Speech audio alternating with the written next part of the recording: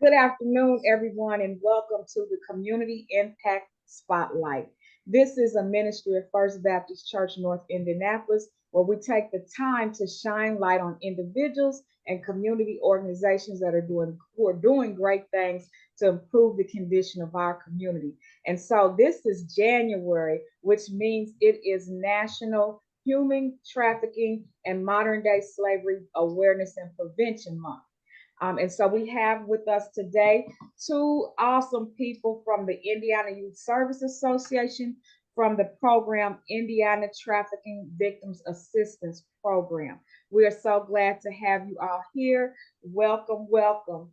I would give a few instructions. You are encouraged to put your questions in the comment section to interact with one another. And any questions that are there that we do not cover, we will follow up with you to share those details because this is important what we want to cover today. All right. So thank you for liking and sharing and helping increase awareness. All right.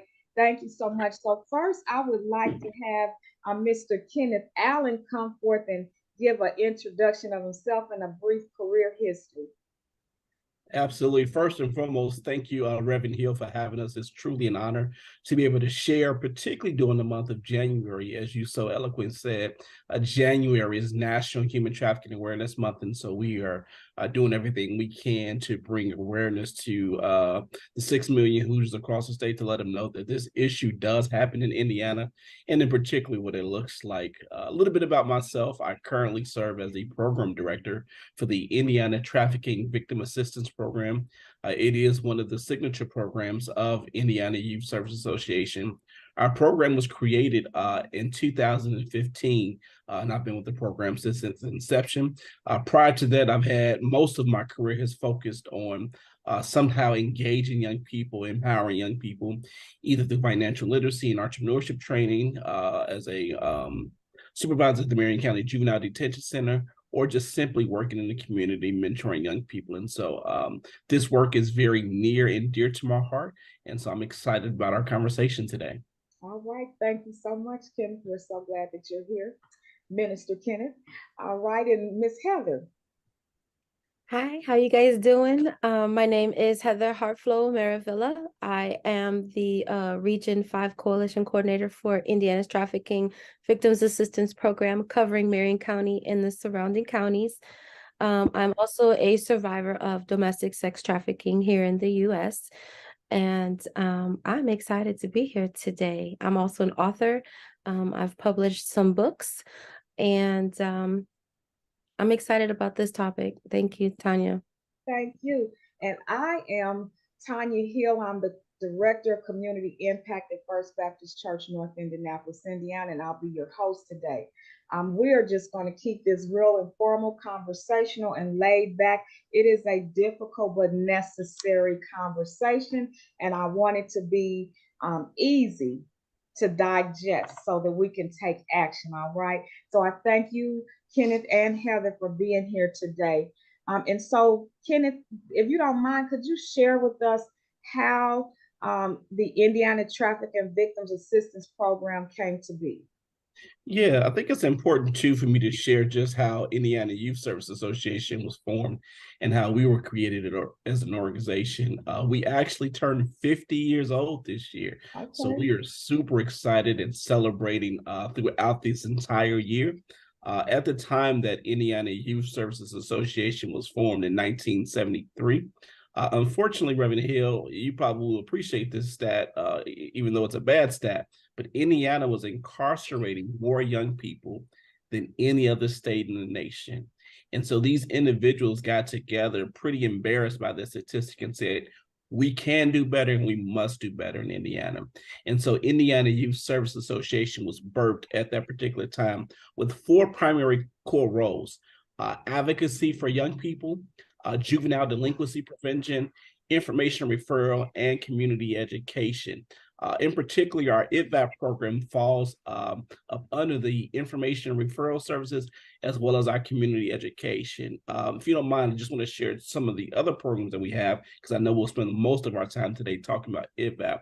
But in addition to the ITVAP program, we Most people are familiar with the yellow Safe Place sign that you may see on a bus and or a post office. We administer the funding and do training in most of the counties around the state about what Safe Place is and the benefits of that program. In addition to the Safe Place program, we do service membership organizations. So youth service bureaus are a member of our organization. We provide them technical assistance as well as additional funding opportunities. In addition to that, we do a lot of education around the Making Good Decisions law. For the listeners that may not be familiar with the Making Good Decisions law, that is an opportunity if, in fact, young people are consuming alcohol underage and one of the young people becomes ill, they can call the authorities and they will be immune from prosecution for giving their friends the appropriate help and resources that they need in that particular time. So a lot of education around high schools and college campuses across the state. We also have what we call the Journey Fellowship. For those that may not be familiar with the Journey Fellowship, it is a renewal opportunity for those that find themselves in executive leadership, middle management, and or new to the field of youth work. We want to make sure that we're growing and retaining talented youth workers across the state because there's so much work to do, but we want to also make sure that they are refreshed and engaged to do this work. And so there are 3 opportunities for people to come together in those various areas to learn and get renewed for themselves. And then we do the ACES Coalition, which is a lot of education around the ACES and how that work can benefit youth workers across the state. And then finally, we have the ability to certify youth care workers across the state with the CYC program. And so we're a very busy organization. We've grown a lot here recently. In 2015 is when particularly the ITVAP program got started, which is our anti-trafficking initiative.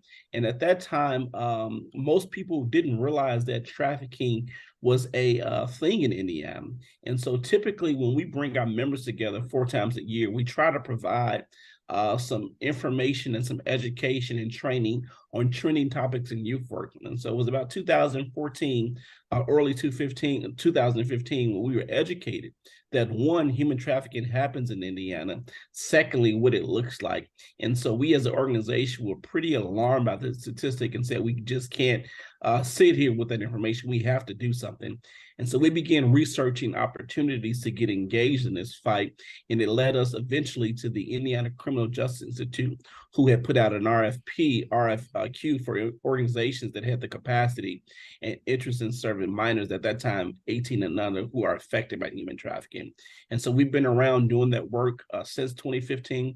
We've grown tremendously as an organization, and there's still a whole lot for us to do in the area, but we're excited about the work that we have accomplished thus far. That's how we got into the work. Good deal. So the umbrella of ITVAC falls under Indiana Youth Service Association, and you have 4 core areas. I want to restate those. It was advocacy, and then what was the second one? Community education, information, and referral. So it was 3 or 4? 4, juvenile delinquency prevention, okay. Information and referral services, community education, and advocacy for young people. And particularly our ITVAP program meets 2 of those core requirements, and that's community education with the trainings that we do in the community, and information and referral service with getting those that are affected by traffic the appropriate help and assistance that they need. Okay, good deal. Good deal. And happy 50th birthday. That means you're real grown now. It's time to really rev it up. All right, good deal. We're so proud of your organization. Miss Heather, can you explain in detail what your role is? What do you do as a coordinator? And you gave a region number, and everyone might not know what that region is, and share with us what it is exactly that you do. I teach trafficking, human trafficking, sex trafficking, and labor trafficking to the stakeholders in the community. So that would be anyone who may come across a victim of some sort. We educate them on what that looks like so they can spot them, and we can refer out for services. So we teach trainings to law enforcement, to judges, prosecutors, doctors, nurses, hospitals, behavioral therapists, DCS, the community at large, our churches, our organizations, other nonprofits, businesses, any place where a trafficking victim may somehow find some intersectionality, we educate those populations and those agencies. Is that on a schedule, or is there a fee for those organizations who participate? It's absolutely free. We teach free training. Free training. Did you hear that, First Free training. Baptist? Free training. All right. And is there a certification or something of that nature that participants will receive at completion? We do offer CEUs and things like that. So yeah, that's just a question that can be tossed back and forth if someone had that question for CEUs. So you're training the community on how to spot trafficking and what to do about it. Mm-hmm. All right. Good deal. Well, thank you. That's very important work. So we need a real user-friendly, that someone who is not from this industry, that does not include a lot of jargon, give us a definition of human trafficking and modern day slavery. Because I think when the average citizen hears the word human trafficking, they may have things come to mind that may not be necessarily accurate. And so if you could give us that definition, Heather, I appreciate it. Human trafficking is defined as the use of force, threat of force, fraud, or coercion to compel a person into any form of work or servitude or service against their will. And modern day slavery is a little bit different, but very similar. Modern day slavery also includes labor exploitation, sexual exploitation, domestic servitude, and criminal exploitation. So it kind of goes more broad. Okay, so here in Indiana, what would be the most type of trafficking that we might encounter here in our state? Well, it definitely doesn't look like Hollywood.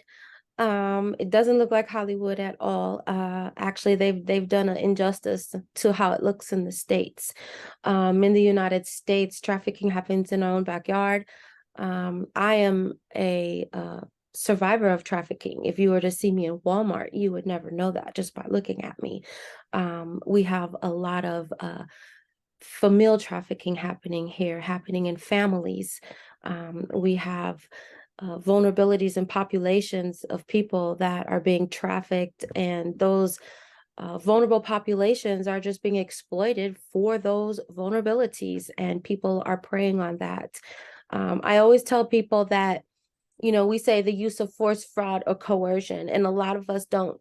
We understand force and we understand fraud, but when we talk about coercion, I always like to include the example of how subtle the snake was in the garden with Eve. It was just a conversation. So something as simple as a conversation and coercion involved in that conversation without any truth really makes someone vulnerable.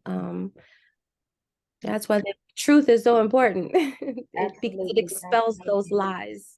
Okay. Kenneth, you have anything you'd like to add to that definition? I would say, just echoing the sentiments of Heather, that, oftentimes people have a misconception, me included. I mentioned in the introduction that, we both spent some time working at the Marion County Juvenile Detention Center. I know for a fact that I missed several victims of human trafficking because I wasn't educated on what the red flags and what the signs were. And had I had the education, the experience, and the knowledge I have today, I could have been in a position to help more young people that have been ultimately affected by this. But I think one of the things that I want folks to key is that just don't go with what you see in the movies. Do your own personal research. We have access to a ton of information that's very credible information on the internet. Now, sometimes the internet can have false information. I see a lot of that spewed out as it relates to human trafficking, but just be willing to go the extra step to learn about it individually so that you can know what it looks like in your respective community. Because it may look different in Gary than it does in Rushville, Indiana, but the fact is that it happened in both places. Yeah, yeah. I would like to, I don't want everyone to just have a clinically clean view of what human trafficking and modern day slavery are. I want the average person to be able to understand what it is, and we want to dispel some myths.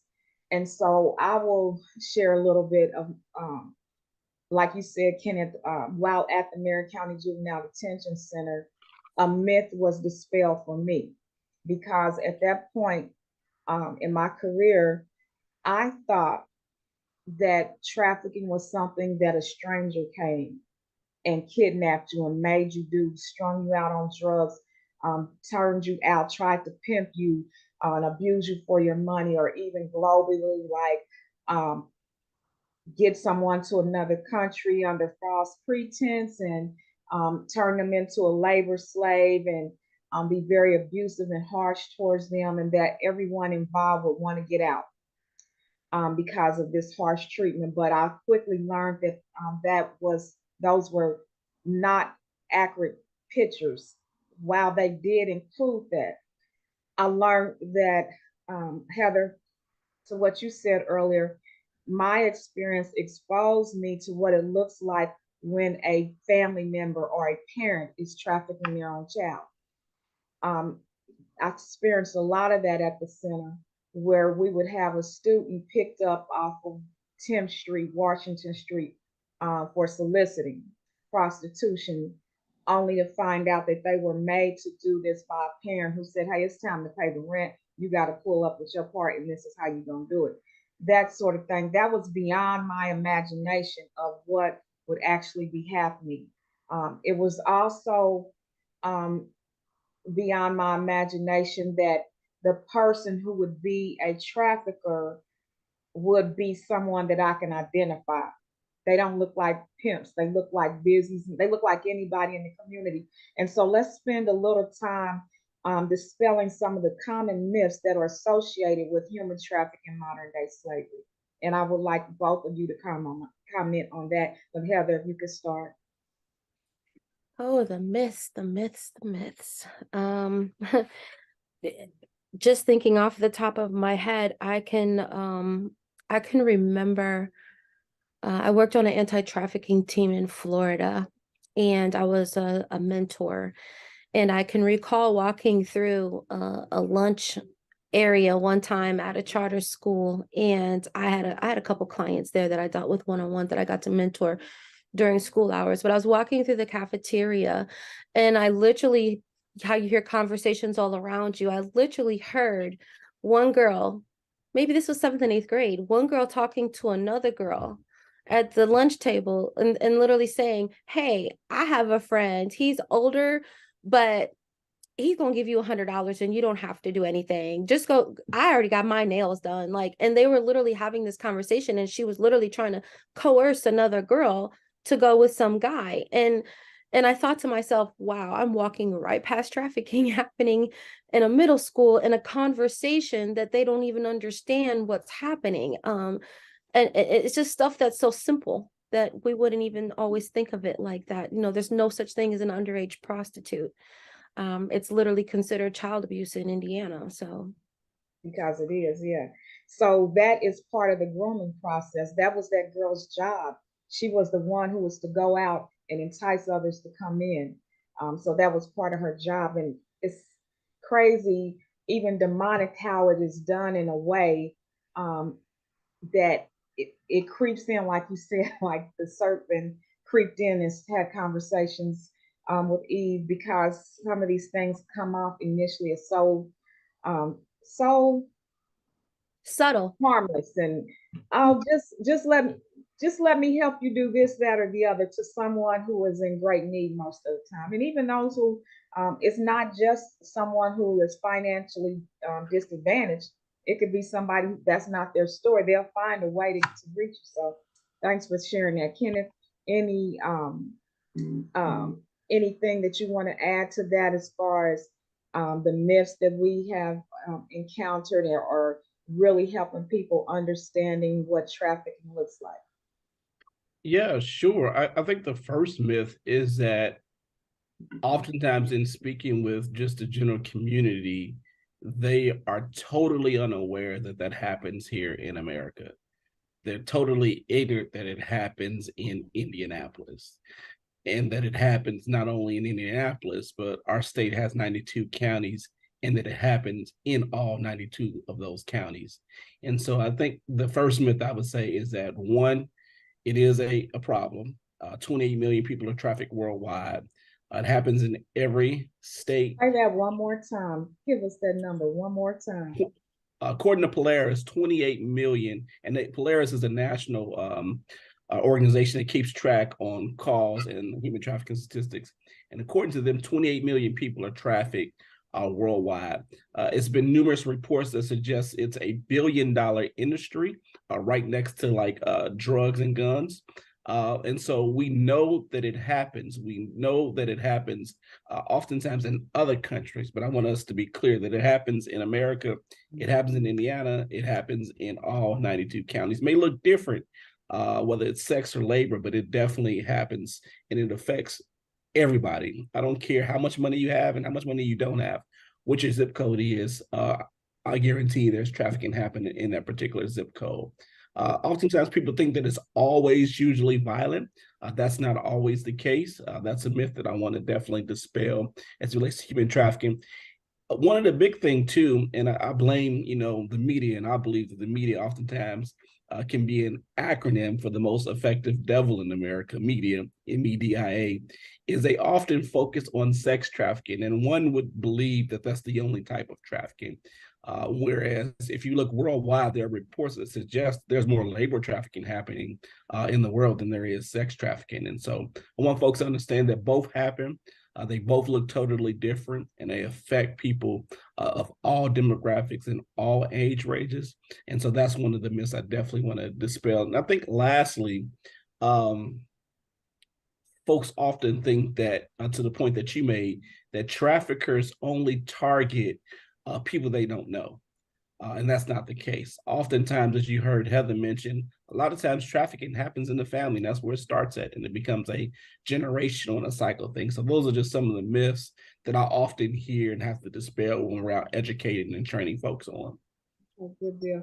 And I have another myth I had just thought of. I would love to include, because we look at as a spectrum of myths here. A lot of people think, the vulnerable populations do and are at risk for trafficking, yes. But I've also seen cases to where you have a high middle class family who has two parents that work their butts off 40 hours a week, and because they are so busy in their careers and their jobs, and the kids in their home, they think that the kids in the home are still safe because they're not going out, they're not going anywhere, or they have them in all these extracurricular activities. But the reality is, who's talking to your child, and is your child talking to you? Because if your child is not talking to you and you don't have that relationship with them to where they feel free to open up and come to you, the online social media thing is huge. Somebody's talking to your child, so even in upper middle class families, I've seen cases of trafficking that they were the ones that would least expect it in their own home. Absolutely. Thank you for pointing that out. So since the numbers for labor trafficking often are as high as the sex trafficking, I think it's important to share an example of labor trafficking. And so I have worked with the family before who they were, I would say, blackmailed into a particular job, meaning that you were going to do this job for this wage, which the wage was typically the roof over your head, and that's it. And you're going to work these long hours. And if you don't do that, then this thing that I have on you that I'm blackmailing you with, then I'm going to come forth with that. And so I've entrapped you. Industries that are labor heavy experience a lot of this. And in Indiana, particularly in rural counties, we see a lot of that in the agricultural industry. But it's even in the restaurant industry in big cities. And so it's just the thing, that evilness that will make one person want to rule over or take advantage of or have power over another person. So I want us to have a clear understanding of that.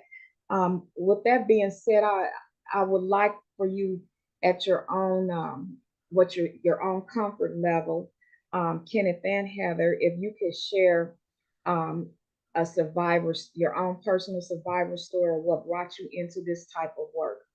And I think I'll have you go first, Kenneth.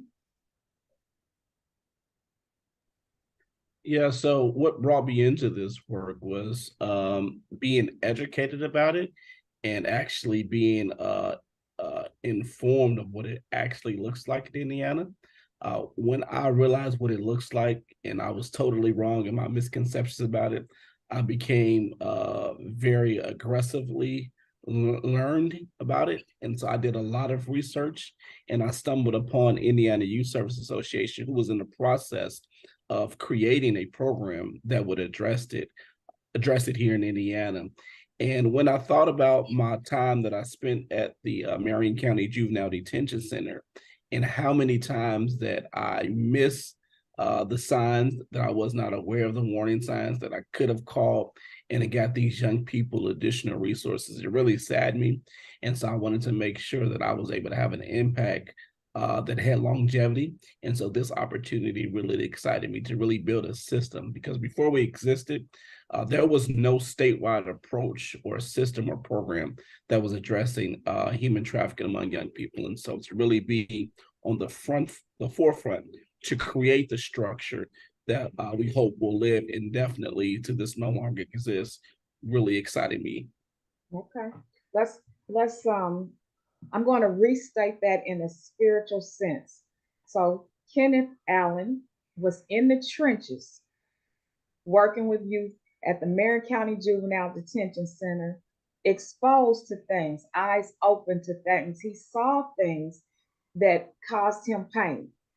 He was then moved by compassion, like Jesus. He would see things, then he was moved to compassion. And I use the word haunting because I have had experiences where my eyes was open to something and it literally haunted me until I did something about it and created a program. And then God opened the door for you to come with this organization and be part of the beginning of this program. That's ministry. That's ministry. Sometimes the things that you see that hurt you and hurt other people, God won't leave you alone until you do something about it. That's a Good. fact. Thank you so much. Miss Heather, would you like to share your story? Um, Restate the question for me, please. Okay. Just share how your personal story, your personal survivor story of how you moved beyond where you were. How did you become a victim of trafficking, and then how did you come out of that? Okay. Um, I was well, Lord, how can I put this? A lot of the vulnerabilities that trafficked youth fall into, I lived through. I was in and out of foster care. I was molested and raped. And we didn't come from money. So, we grew up with our water shut off. We grew up with our lights cut off. I grew up going back and forth from grandma's to my mom to foster care. So coming out of that system of foster care at the age of 18, we didn't have programs at that time for youth that passed the age of 18. Right now we have transitional programs for 18 to 22, 24 that are absolutely essential for our communities. During that time, we didn't have that. So when I was 18, I was a grown adult. I was homeless. I was sleeping in the backseat of an abandoned car in the middle of winter. And my friends were like, you got to get a job. So I went out and I got a job, and I did not know at the time that I was walking into a strip club, because at that time they weren't glamorized like they are today when you drive past the buildings. And being in that atmosphere and being forced into prostitution and living that life and being addicted to drugs and that whole thing that happens, going down that whole downward spiral with life, I actually married out.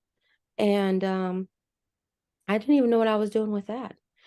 And I spent 12 years off and on, in and out of prostitution and trafficking and drug addiction and domestic violence. And when I ran here with all of my kids, I was like the little old woman who lived in a shoe, who had so many children, she didn't know what to do.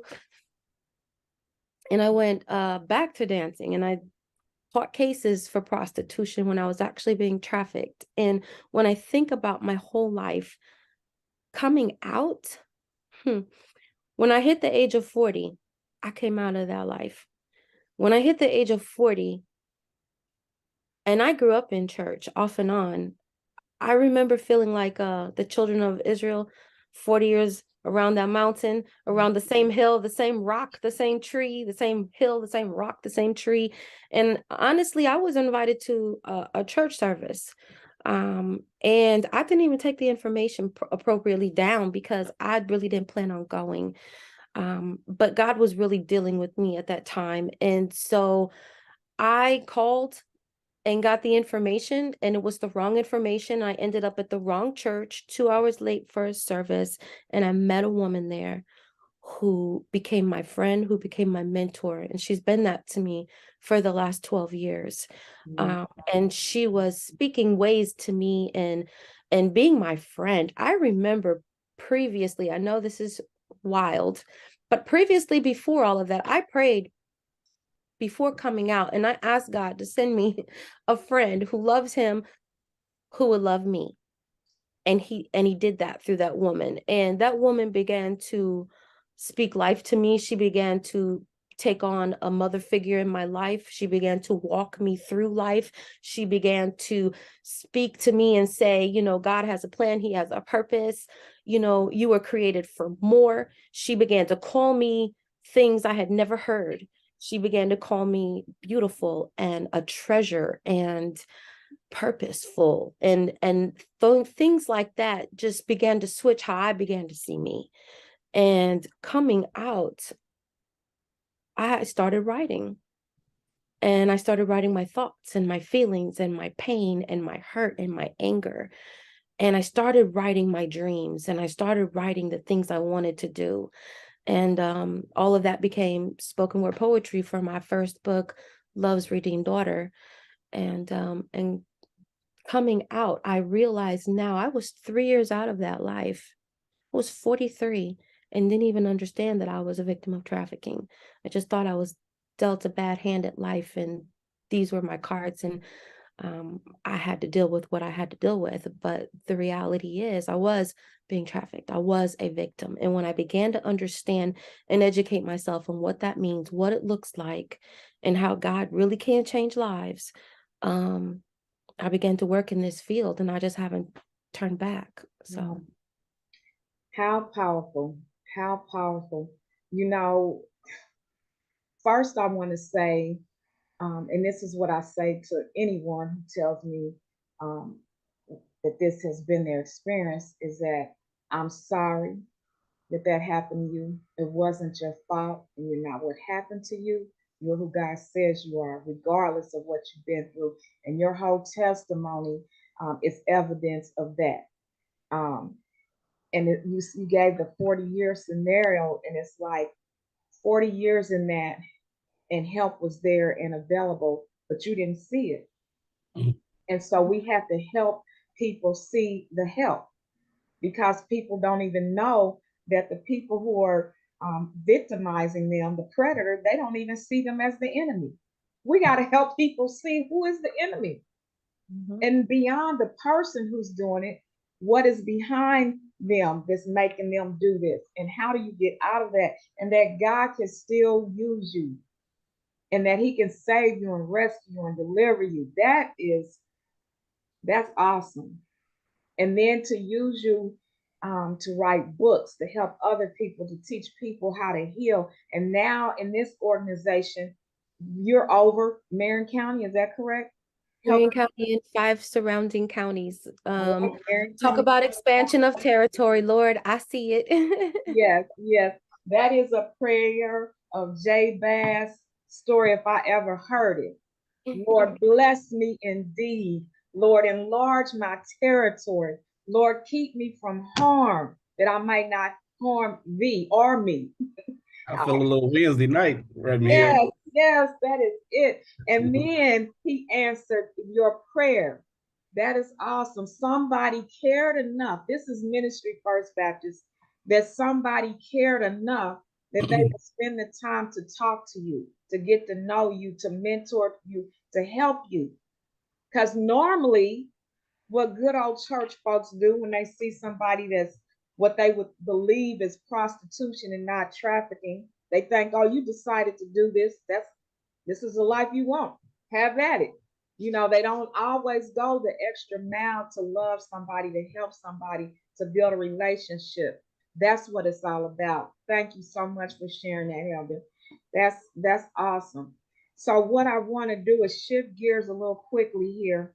In that, what are things that the common citizen can do that is like, what are the best practices? What are organizations, what do individuals need to do to increase awareness, promote prevention, intervention, and aftercare for people who are caught up in the human trafficking and modern day slavery industries?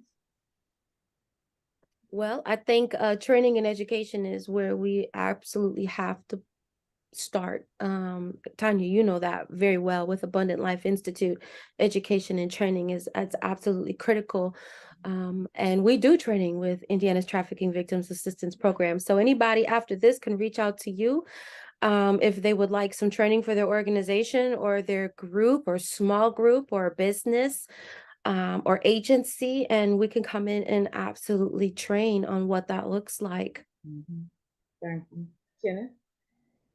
Yeah, I don't have much to add to that. I echo those sentiments. I guess what I would say is when you break it down to an individual level, oftentimes people hear these stories and get educated about it and they feel compelled and want to run out and save the world and maybe go rescue victims. I never encourage that. But what I will encourage is that all of us have the power of one.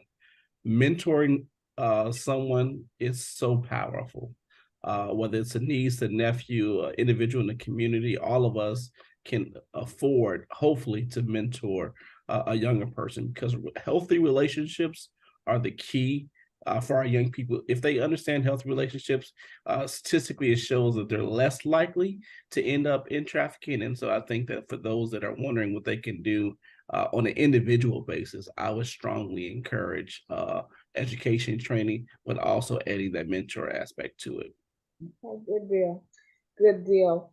Certainly, what I want to hit here a little bit is that training is key. It's very important. You guys do it. I do it. It is available. It's not hard to access. Um, it's sometimes hard for people to commit to that for whatever reason, but they should. So let's give the people a nugget who they may not be at a place where they're going to participate in training right now. What would be like the number one evidence-based best practice that we can share with them today that's going to say this is going to help and make an impact, so that if this a person is not, they're taking baby steps and they're not leaping in. I think if you're taking baby steps and you're not really leaping in, I think just understanding how any trauma you have experienced individually, how that has affected you, how that has affected your relationships, and being able to really just go introspective and go, where do I need healing at? Because where you need healing at is where someone else needs healing at. And when you can become healed in an area of your life, you are now then able to offer that to someone else in guidance and wisdom. And I think just really looking at trauma, being trauma informed, you know, what happened in my family dynamics, you know, what shifted here in my family, what did I go through? How did that impact me? And how can I grow from that? How can I forgive? How can I be a better version of me to where my daughter or my son or my sister doesn't have to go through that? I think just really looking at ourselves individually is really a strong pinpoint. Yeah, good deal. Looking at yourself and your own trauma and how to help yourself get out of that, as well as other people. The healthy relationships, that is key. that is certainly a key cornerstone of Abundant Life Institute is helping people understand what a healthy relationship is. So you guys have really done a great service today. I want you to share a little bit about, and we're coming to a close, share a little bit about organizations that you might partner with that are who are here in Indianapolis doing this sort of work, and most certainly what IFVAC is doing and how can people support what you do? What's your wish list needs? What are your volunteer needs? What can somebody do to help the mission? Kenneth. Yeah, so let me be clear. We don't do any direct services or as an organization. We work with 60 plus individual organizations and or agencies that are part of our provider network and or one of our partners, and they actually are out there boots on the ground. And so I know the bulk of the organization that we work with are based here in Central Indiana and Heather's area region. And so most times those organizations are in need of funding to support survivors and or victims of human trafficking. They're in need of sometimes mentors to come in and facilitate some of their programs. And so I know if you are tech savvy, you can access our website. It's www.indysb.org. Again, that's www.indysb.org. We have a list of all of our partners and providers, as well as their websites, as well as what they individually do. And so for those that may be watching this, they can look up those organizations, see how they best can support them. Because you're providing the training. Correct. Okay. I know an experience that I had while traveling. I was in Florida and I was at the airport, and what I thought was a very amazing thing happened. They came over the intercom, let's say every 10 to 15 minutes, and made an announcement about human trafficking and who to call. And I know there's a national human trafficking hotline. I think that something as simple as that is a key thing. Know who to call, because if you're not the expert in that arena, who do you call when you see something that doesn't look right? And you mentioned something, Heather, while you were speaking that made me think of another myth, and that is that it only happens to girls. It happens to boys and girls. It happens young and old, depending on if you're talking about the sex trafficking versus the labor trafficking. And so there's things to keep our eyes out. So you guys have been very helpful today, and I thank you for your time. I thank you for helping us increase the awareness so that we could take action and be part of the solution. I thank First Baptist for being the type of congregation who wants to be helpful and is willing to do what we need to do to make this a better community. I applaud you for the work that you do. I consider you both comrades. And Kenneth, I thank you for your service and leadership for Abundant Life Institute and at First Baptist Church North Indianapolis. Heather, I've known you to work in a couple different organizations that promote this, and your work that you do to help bring about healing for youth is just good to know you, and I appreciate you. So we will have in the comments the contact information, website information. We'll share organizations who are doing work in this arena. We want to remind everyone to wear blue. January 11th is Wear Blue Day, but you can wear blue all month to show your support to elevate the awareness of human trafficking and modern day slavery. It is a problem right here in Indianapolis, Indiana, in the state of Indiana, in the country of the U.S., and in the world globally. All right. We want to thank you all for your time. God bless you and have a wonderful day. Thank you.